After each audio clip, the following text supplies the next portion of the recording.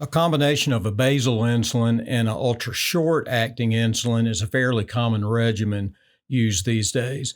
Now, remember from our introduction that basal insulin is a long acting insulin that does not have a peak.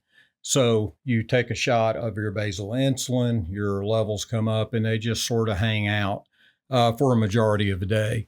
For all intents and purposes, you only have to take that once a day.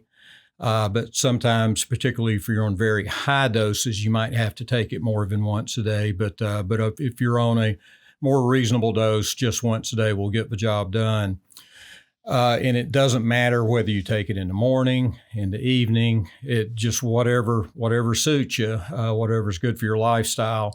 That's when you should take it. But it's just very important that you do take it at the same time every day.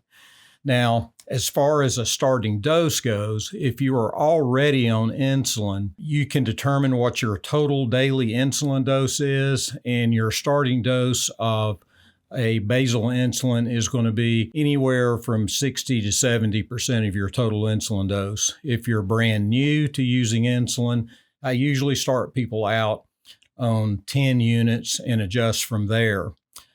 Now, you cannot mix any other insulins with basal insulin, so it has to be in its own syringe, again, with nothing else in it. When we start taking our insulin, we make our adjustments to your basal insulin dose based on your fasting blood sugar.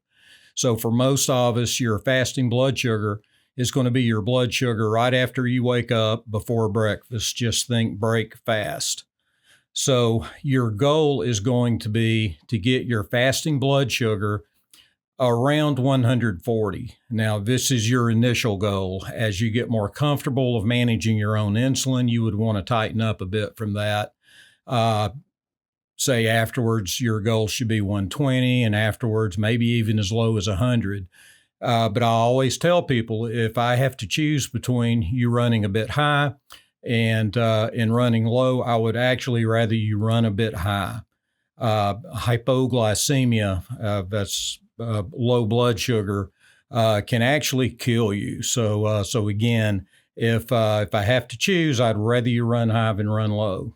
If you start yourself out on 10 units of basal insulin a day, and you follow your blood sugars for a few days, and you see that your fasting blood sugar is running consistently greater than 140, well, you need to be on more. On the other hand, if you saw that your fasting blood sugars were running into double digits, that would mean you were on too much. So you make your adjustments accordingly. When making adjustments to your basal insulin dose, I usually move in 5 to 10 unit increments. Again, being very sure to not be on too much and risk a significant hypoglycemic event. Now, we use basal insulin in combination with an ultra short acting insulin. The basal insulin is dosed based on your fasting blood sugar, but that is not going to control your postprandial blood sugars. Postprandial means prior to a meal.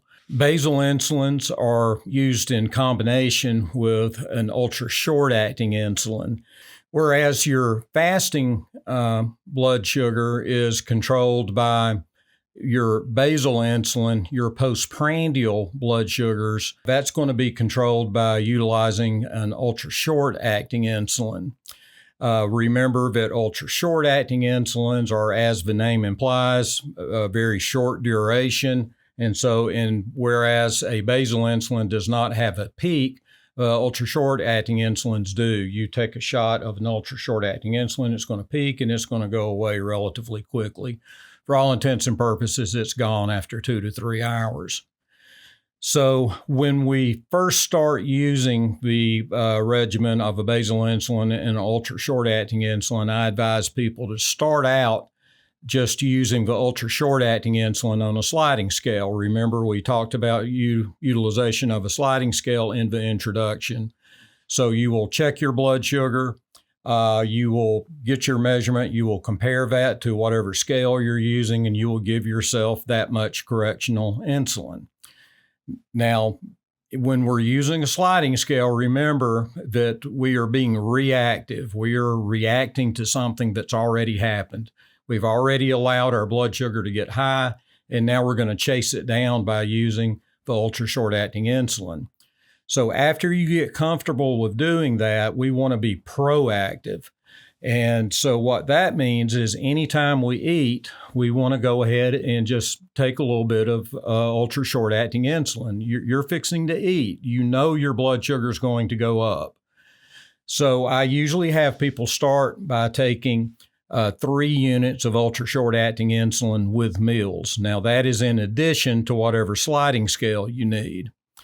And so you do that for several days and see how you're doing. If you see that you're consistently having to take additional sliding scale in addition to the 3 units of scheduled Humalog, increase the amount of scheduled Humalog that you're taking.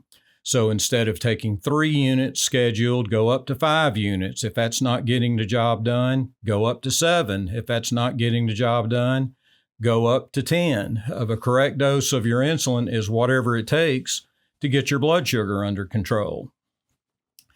Now, as you're doing this, be sure to keep a close eye on your fasting blood sugar, because as you get your postprandial blood sugars under better control, you may see that your fasting blood sugar actually starts to drop. So it may be necessary to decrease the amount of the basal insulin you're taking as you're taking more of the ultra short acting insulin.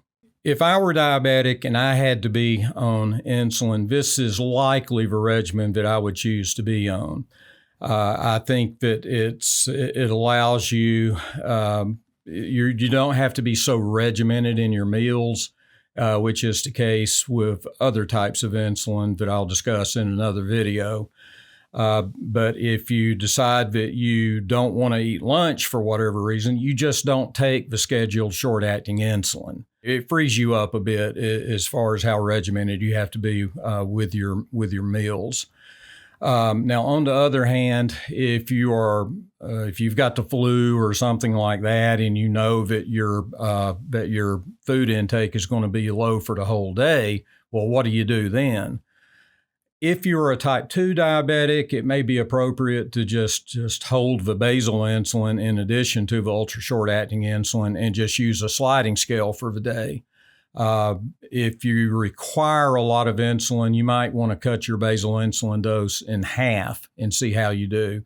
On the other hand, sometimes when people are under a lot of stress, that causes a cortisol release in the body, which is going to drive your blood sugars up, and you may actually not need to decrease your insulin intake at all. Again, everybody's body is different, so you just have to get comfortable with dosing the insulin yourself and making necessary adjustments.